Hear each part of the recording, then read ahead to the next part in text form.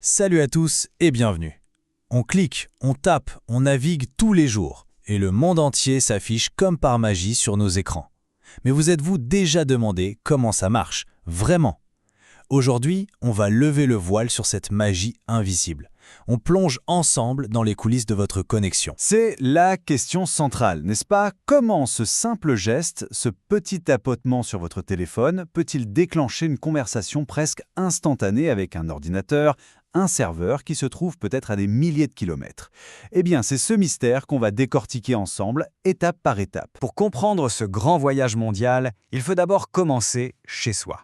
Avant même de penser à parler à Internet, vos appareils doivent pouvoir communiquer entre eux. Et c'est là qu'entre en jeu notre premier acteur principal, le commutateur. Alors, imaginez votre maison ou votre bureau. Votre ordinateur, votre smartphone, peut-être une imprimante connectée, tout ce petit monde forme une sorte de club privé, un réseau local qu'on appelle aussi un LAN. C'est la toute première étape, la base de tout. Permettre à ces appareils de papoter ensemble sans jamais avoir besoin de sortir sur Internet. Et qui est le chef d'orchestre de ce club privé? C'est le commutateur, ou switch en anglais. Pensez à lui comme au standardiste d'un grand immeuble de bureau. Son unique travail, c'est de s'assurer que le message de votre PC arrive bien à l'imprimante et pas à la tablette du salon. Il gère le trafic, mais attention, uniquement en interne. Son rôle est donc super précis. Il reçoit un paquet d'informations, il regarde l'étiquette pour voir à qui c'est destiné à l'intérieur du réseau et il l'envoie directement au bon appareil. C'est un peu comme le concierge d'un immeuble qui distribue le courrier. Il sait exactement quel habitant est à quel appartement. Mais si une lettre est pour une autre ville, ce n'est plus son problème. Mais attendez une seconde. Pour que notre concierge puisse distribuer le courrier, il faut bien que chaque porte ait un numéro, non? Eh bien, c'est exactement la même chose pour nos appareils.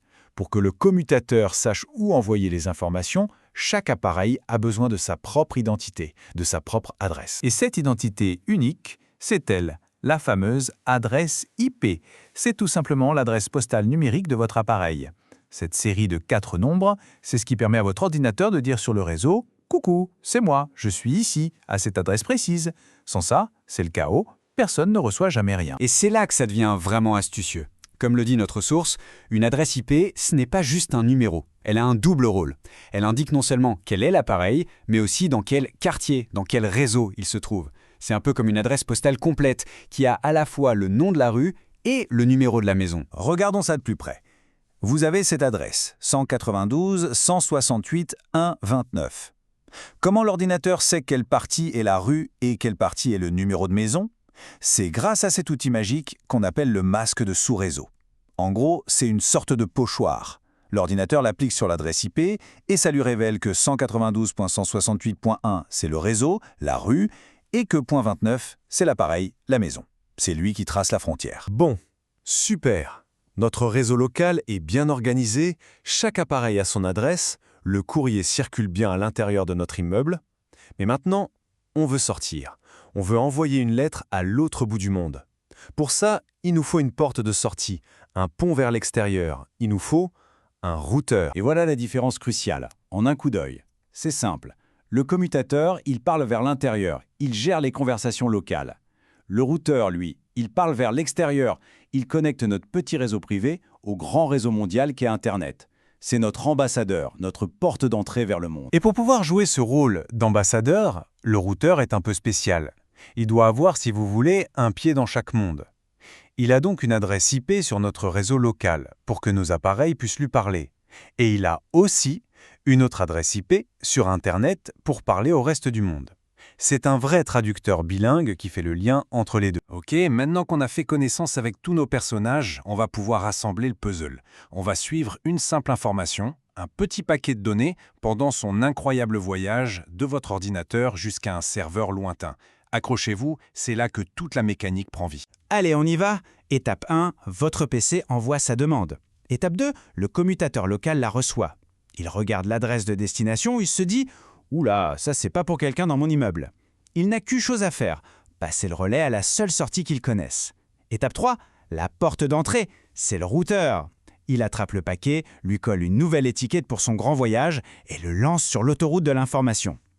Enfin, étape 4, après son périple, le paquet arrive à bon port sur un serveur qui est dans un tout autre quartier du monde. Mission accomplie. Et s'il y avait un seul chiffre à retenir de tout ça, ce serait celui-ci, 2. Pour faire son travail de pont, notre routeur a besoin d'au minimum 2 adresses IP. Une pour le réseau A, notre maison, et une pour le réseau B, le monde extérieur. C'est ce chiffre magique, 2, qui permet de connecter ces deux univers. Et voilà, le mystère est résolu. Ce n'est pas du tout de la sorcellerie, c'est juste une danse incroyablement bien orchestrée entre des adresses uniques, un chef d'orchestre local, le commutateur, et un portier international, le routeur. C'est cette collaboration à la fois simple et géniale qui tisse la toile de notre monde numérique des milliards de fois par seconde. Donc la prochaine fois que vous cliquerez, vous saurez tout le périple qui se cache derrière. Mais ça nous laisse avec une grande question pour le futur. Ce système d'adresses, qui a été inventé il y a plusieurs décennies, est-il vraiment prêt pour les milliards et les milliards de nouveaux objets connectés qui arrivent? C'est un défi absolument immense pour l'avenir d'Internet.